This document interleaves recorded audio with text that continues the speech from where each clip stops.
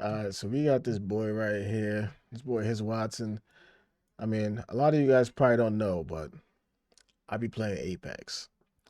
Fortnite is cool. I'm not gonna lie, Fortnite does get my money at least once a year. It's normally around Christmas time. Fortnite would get my money. It's like clockwork, right? But the battle royale that gets my money like every season, it's Apex. So here's Watson. He's an Apex player. If you play Apex, I'm assuming that's probably why you clicked on this video. You might know who he is. I don't know if he's a pro player now, but I know he was a pro player at one time. Apparently, he has a video says a serious talk about Apex Legends. So I don't know exactly what he's talking about, but I remember hearing that he'd been complaining about Apex on like Twitter or whatever, and a lot of the pro players have been complaining about Apex as of recent. I don't know if it has anything to do with ranked or if it's the pro league or if it's maybe the battle pass. I don't know, but I'm curious to hear what he has to say because this video does have almost 1 million views, and you know, let me see what he has to say about this, man. As I'm sure we're all aware, Apex Legends has had it quite rough the past couple years. Player counts have been steadily declining for years, and everyone is throwing fingers different directions. So I wanted to talk about my experience playing the game, why I've stopped playing so much, and why I don't plan to play hardly at all going forward. I've played this game for 4 years, and I've been every type of player. I've played it casually for a while with friends, played ranked casually, compete. The quick thing about HisWattson, I've heard that he started streaming Apex. That was like the game that really put him on the map as far as being like a successful streamer. When I say successful, I mean like a streamer that can actually make a living off of streaming. I believe Apex Legends was the game for him. I could be wrong, but I believe that's what it was. And I remember hearing something about how he had like a rough situation as far as living situation. I think he lived in like a trailer or something, and he was like struggling with like Wi-Fi at the same time as he was being like um as he was like at the same time that he was being like I'm trying to figure out the word. You know what I mean? Like he was like being competitive, right? But he had like I think he had like maybe Wi-Fi issues at some point. I don't remember his entire story, but it sounded like a cool story. Like he somebody who just made it out the mud kind of thing, kind of story. And I think he made enough money to be able to move out of the trailer and then move into a home. He got like his own home based off of him streaming Apex. And from what I heard, it sounded like a really cool, inspiring story. And it's just amazing to know like a random game could just come out. You just start playing that game. You become really, really good at the game, and you can basically change your whole life from just playing that game.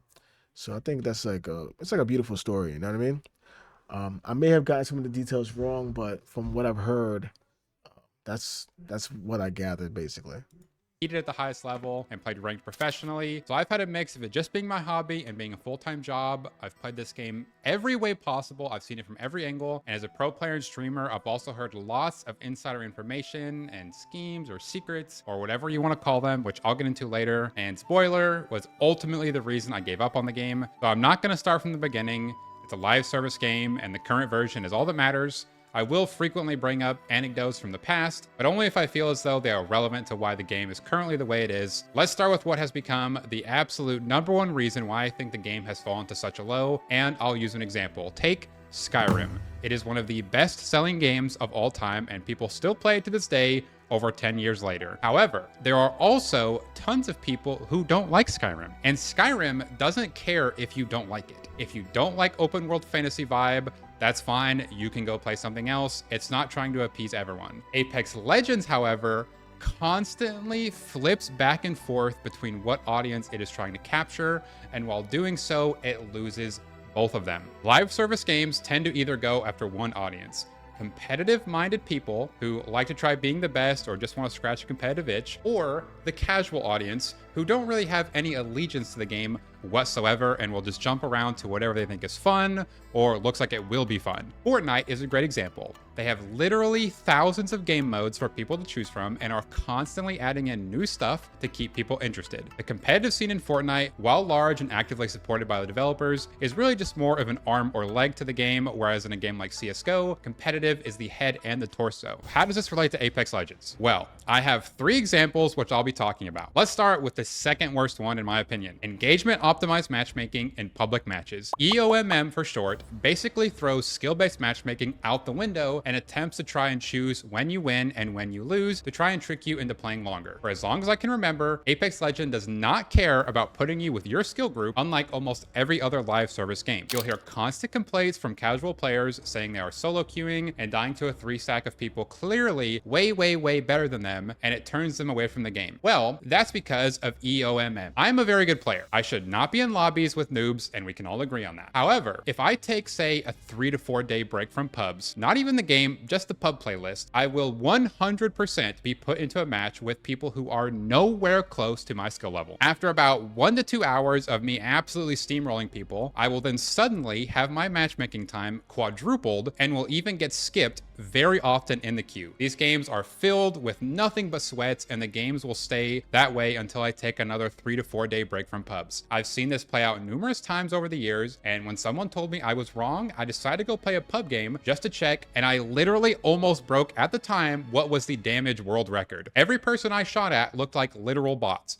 And I can guarantee you, if I played another hour or so, I would have went right back to the sweaty lobbies and I would have been stuck there. With this system, both good and bad players who want a casual experience are frustrated. Noobs are constantly getting farmed, and good players are forced to play in the sweatiest lobbies possible until they quite literally stop playing the game and come back later. Skill-based matchmaking isn't bad for gaming. Engagement optimized matchmaking is bad for gaming. EA has a patent for it and uses it. Well, I don't get it. So if you are a professional player, I mean, I think people who are casuals view professional players as sweats,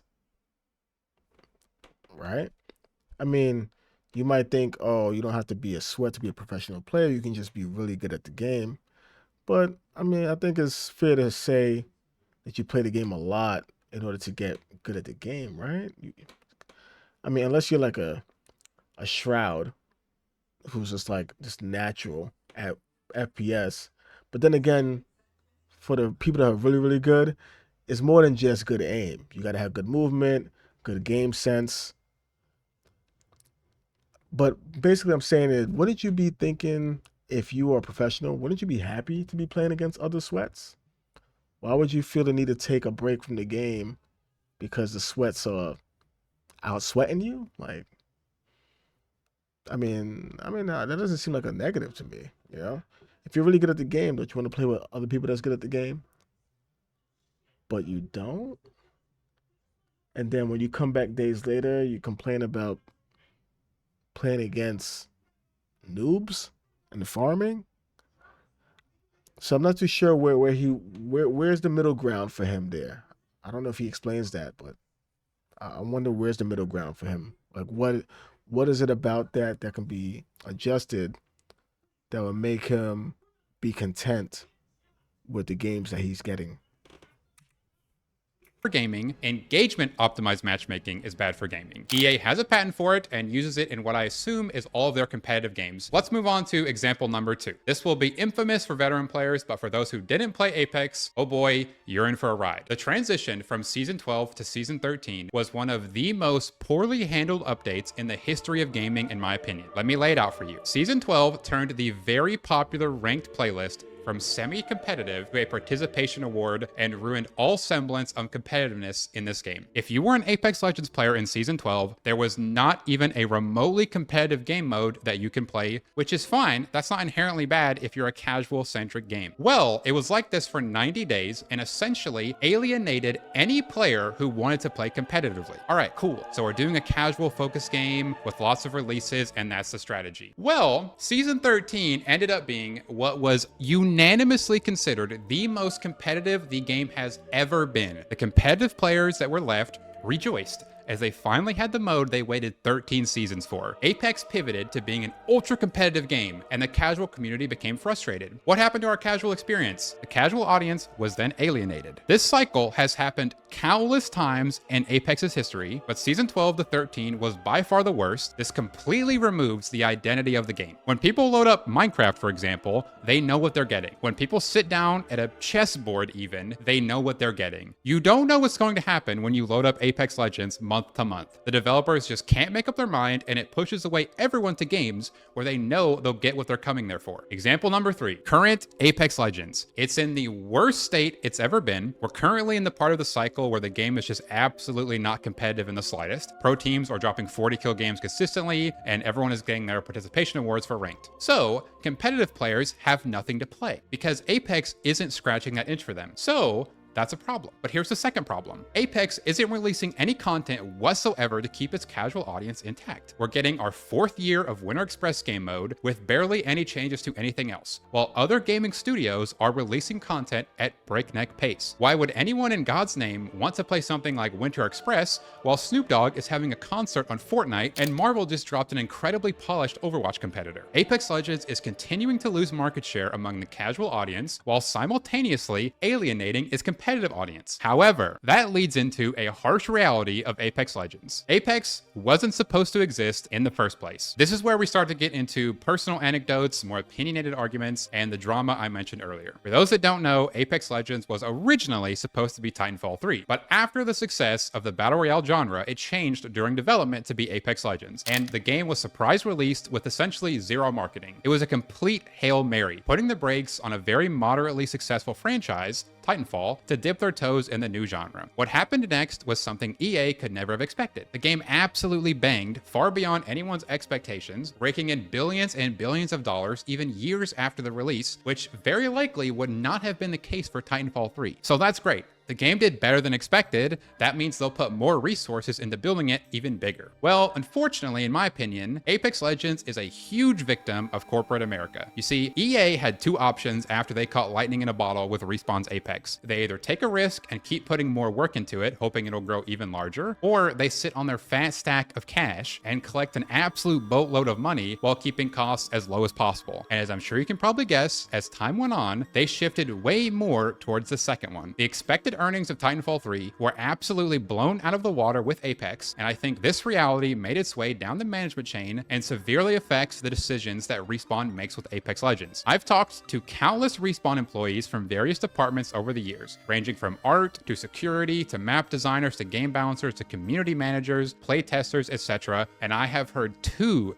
gloomy phrases they've all repeated. We want to do blank, but we're not allowed, or all our suggestions fall on deaf ears, both of which imply one major problem. Upper management is either negligent, lazy, or has motives that do not align with the player's best interest. Almost every Respawn employee I've worked with directly was absolutely dripping with talent and passion for the game, but they're being actively suppressed by the people above them on the totem pole, and it has been incredibly sad to listen to them slowly lose passion for the game, and most of them, quite frankly, sound like they've given up at this point, and it sucks to listen to. There's one final thing that I think really sealed the nail in the coffin for my love for Apex, and that's the active suppression of community-made content. Almost every game that has stood the test of time has had a user-generated content. Minecraft is the most popular game of all time because you can literally do whatever you want. You can build anything you can imagine, and anything you can't build, you can easily mod into the game. Fortnite has a whole catalog of user-made maps with millions of players. Apex Legends has, like I said, actively suppressed all community-made content. There is a modded version of the Apex client where you can kind of sort of make stuff if you know what you're doing. Anyone that has any sort of involvement in this is literally shunned by Respawn. If you're an EA creator and you even talk about R5 Apex, you will be kicked out of the program. I tried hosting a $1,000 tournament in this modded version of the game, and I was handed a cease and desist by an EA lawyer in less than a week. Damn. Actually, it was probably more like 2 days, but I'm gonna say a week.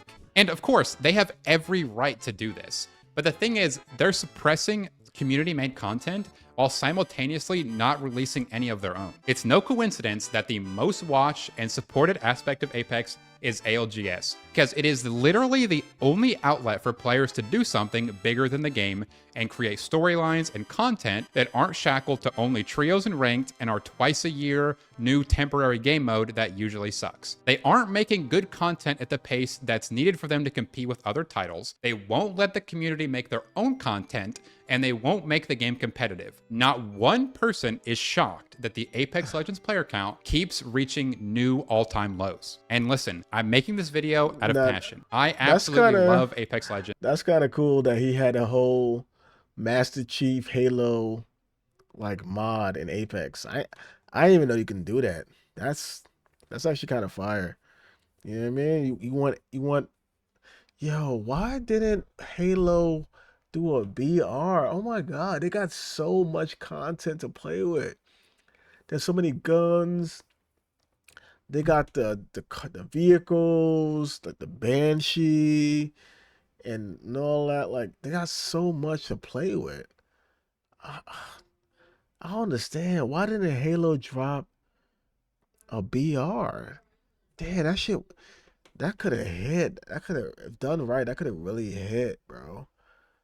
Oh man. And I will always have a soft spot for the Apex community and everything you've done for me. You've changed my life, you've changed my family's life, and I've always done my best to change other people's lives because of what you've done for me. I donated probably 30 high-end PCs to the community. I paid for people's trips to ALGS events. I've helped lots of community members with individual personal things, and that isn't even 1% of what you guys have done for me and everyone I know. My dad raised me while working 70 hours a week, and I got to pay off his car and his house the past few months. He'd be proud of me no matter what, but seeing the person I model myself after cry from how proud he is of me is something I can't even put into words. And it has nothing to do with me. You know, you guys chose me, you watch me, you support me. I didn't get to choose to be in this position. You guys picked it for me. Well, thank you. And I never wanted to make a video like this because the game has done so much for me. But I've realized it was never really about the game. It was about the community. And this video is kind of my final attempt to try and get things turned around for Apex so everyone can enjoy the game again. So thanks for watching me play Apex over the years. I'm not sure how much I'll play going forward. And sorry I read the emotional bit straight from the script I have here, but that's just because every time I've tried saying it on my own, I start bawling uncontrollably. Anyways, thanks for watching. And let me know what you think. And thank you. Thank you for everything. Ah man, that was you know, like I said, I always seen HisWattson, I always seen him As I'm sure we're all like complain about Apex. I mean, he's not the only one. Like I've seen random tweets or whatever from like what's the other guy? Imperial Hal. I seen him complain. I think he mentioned something about, oh, Apex should bring back or put aim assist back to where it was, and bring not Watson, bring Horizon back to the way she was like a couple seasons ago. And just because because every season Apex they change stuff. Like whatever the meta is for a season, then whatever that meta is, then the next season Apex is gonna do something that's gonna drastically change the meta. So if a certain character is hot because of ability that she does or he does, then the next season you can count on Apex nerfing that ability. They're gonna nerf it to the ground to the point where it's gonna feel like irrelevant to use anymore. So now you're gonna be forced to use other characters. Like I remember the biggest thing that I remember the biggest thing I can remember was what's his name? What's the black character? I'm not gonna lie, I don't play Apex as heavy as I used to because now I'm trying to catch up on my backlog of games.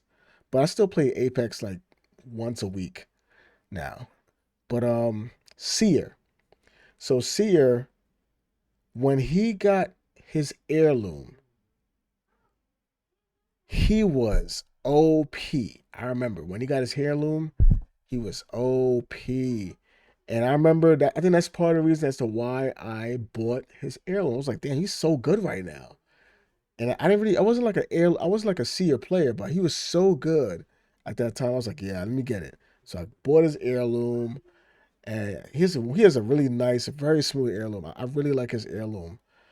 And I remember that season playing a lot of Seer and having a lot of fun playing as Seer. And then the very next season, because each season is about 90 days, 3 months. Like each season is literally like like a season, it's like a New York season. Like every New York season lasts like 3 months.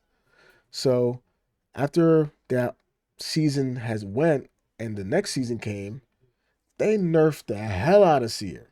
Seer never been the same since. He's never been the same since. I barely, barely ever see anybody play as Seer ever since he got nerfed. It kind of felt as if they, it was as if they buffed him for the season that he was going to get his heirloom. So that way it's like he's really, really good. And it's like, hey, look how good he is. You're going to be playing as him. Why not get the heirloom since you're going to be playing as him?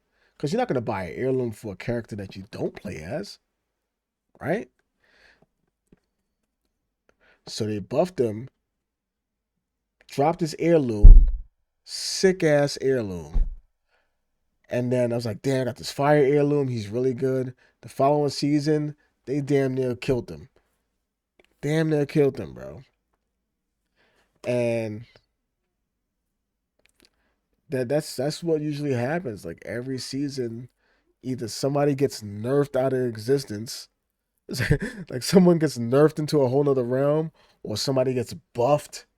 You know what I mean? And it's just like I don't.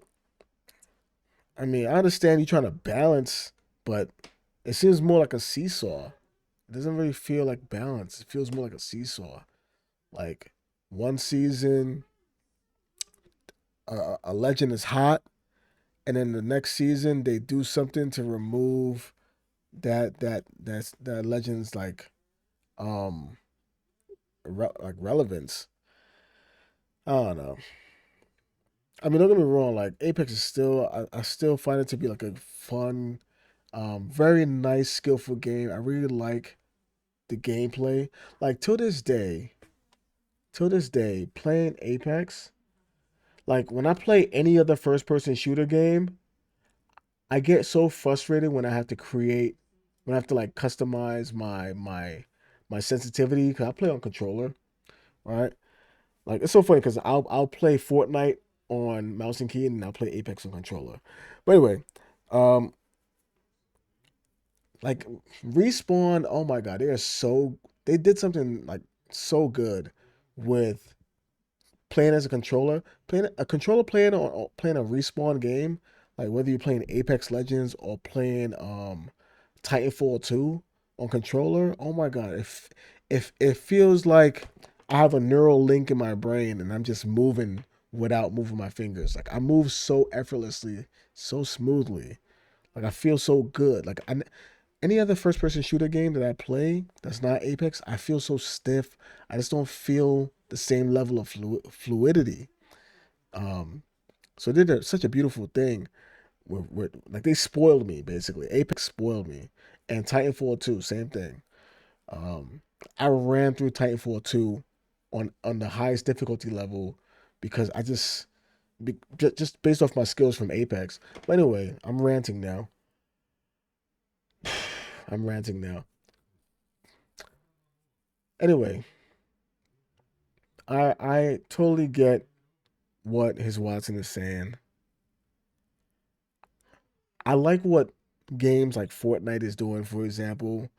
I love how Fortnite has like this simple system, and then it's just like they just keep adding skins, and it's just like everybody has the same play style, and you just add skins.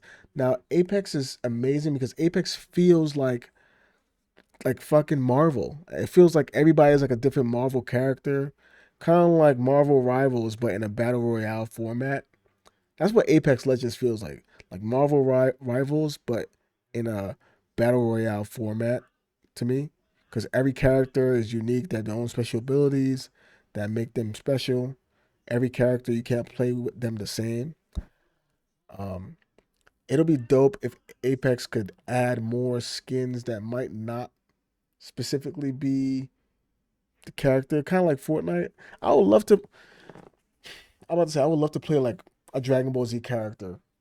I mean, now you got a character like Crypto, for example, who has a Dragon Ball Z inspired skin. He looks like a Super Saiyan. I have the skin, but I don't know. I mean, Apex doesn't need to be more like Fortnite. It doesn't need to be more like Fortnite. But it would be nice if they add more modes, like be more consistent. Because, like I said, every season they make big changes that totally changes the game, and it frustrates some people. But, like for example, me, I would love for Apex to bring back the third person mode. Just have it in the game. Like, yeah, some people might not care for it, but I think a lot of people would love it. And why would I want to buy all these skins the only way I can see my characters when I do a finishing move or if I'm taunting, if I emote or do a finishing move. I would love third person. Like do a third person mode once a week, once a month for like a week or something. I don't know. Like the first week of every month, third person mode from like the first to the seventh. I don't know. You have it in the firing range, right? So why not just give it to us? Like you can go into third person mode in the firing range. So like why not just you know what I mean? Like it's there.